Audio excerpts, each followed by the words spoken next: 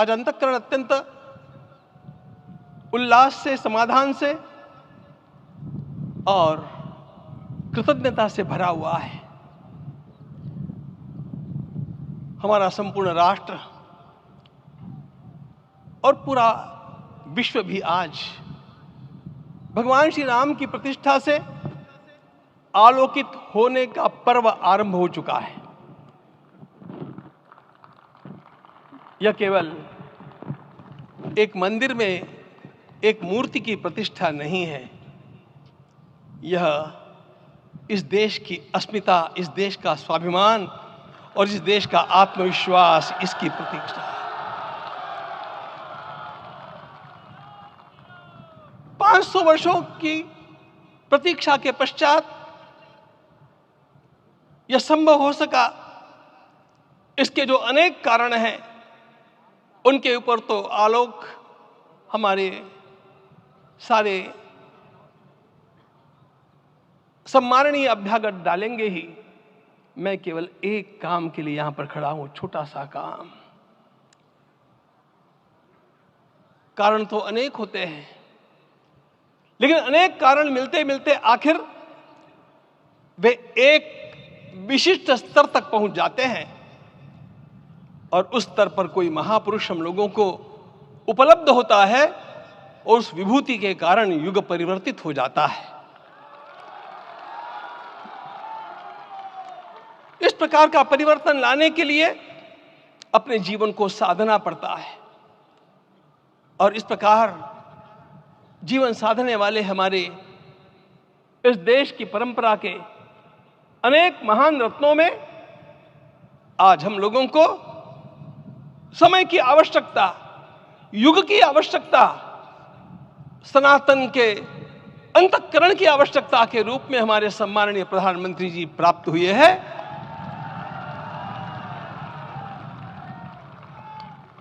यह केवल इस देश का नहीं, यह संपूर्ण विश्व का सौभाग्य है कि आज एक ऐसा राजदर्शी हम लोगों को प्राप्त हुआ।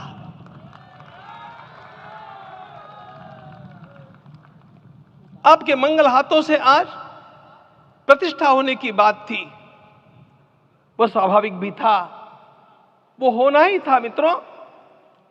लेकिन मुझे इस बात का आश्चर्य हुआ जब मुझे लगभग 20 दिन पूर्व समाचार मिले कि माननीय प्रधानमंत्री जी को इस प्रतिष्ठा के लिए स्वयं अपने लिए क्या क्या अनुष्ठान करके सिद्ध करना चाहिए स्वयं को, उसकी नियमावली आप लिख करके भेजें।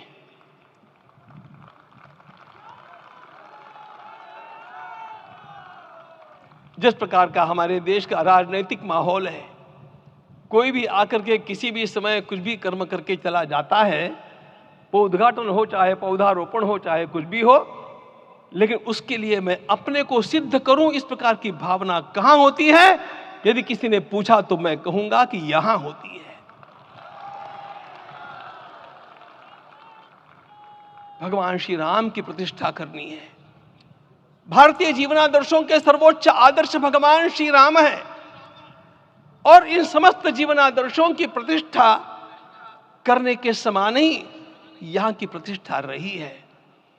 इसलिए एक महान विभूति को ऐसे लगा कि मैं अपने को भी साधूं। मैं कर्मणा मनसा वाचा, कर्म से, मन से और वाणी से अपने को उसके लिए शुद्ध बनाऊं, सिद्ध बनाऊं, और उसका मार्ग तप ही है। भगवद गीता ने कहा, यज्ञ दान तप कर्म न त्याज्यम कार्यमेव तत्। तप से ही विशेष परिशुद्धि होती है। आज मुझे आपको बतलाने समय अंतःकरण गदगद होने की अनुभूति हो रही है। मैंने तो कहा था, हम लोगों ने महापुरुषों से परामर्श करके लिखा था, आपको केवल 3 दिन का उपवास करना है। आपने 11 दिन का संपूर्ण उपोषण किया। हमने 11 दिन एक भुक्त रहने के लिए कहा था, उन्होंने अन्न का ही त्याग कर दिया। महाभारत में कहा गया है, अनशन यह सबसे बड़ा तप है, अनशन। और उसको उनके जीवन में साकार होते हुए मैंने केवल देखा नहीं, मैं थोड़ा तार्किक हूं। आपकी परम पूजनीय माता जी से मिलकर के मैंने उसको रिकन्फर्म भी किया था कि आपका ये अभ्यास 40 वर्षों का है।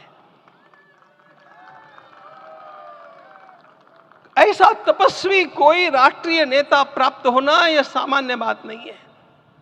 वे इन दिनों में हमने कहा था कि आपको विदेश प्रवास नहीं करना चाहिए क्योंकि सांसर्गिक दोष भी आते हैं। विदेश प्रवास टाल दिया सांसर्गिक देशों के इस दोषों की संभावना के कारण, लेकिन दिव्य देशों का प्रवास ऐसा किया। नासिक से आरंभ किया, गुरुवायूर गए, श्रीरंगम गए, रामेश्वरम गए। इन सारे स्थानों पर जाकर के वहां के परमाणुओं को लेकर के और पूरी भारत माता के हर कोनों में जाकर के मानो वे निमंत्रण दे रहे थे कि आइए दिव्य आत्माओं, अयोध्या पधारिए और हमारे राष्ट्र को महान बनाने के लिए आशीर्वाद दीजिए।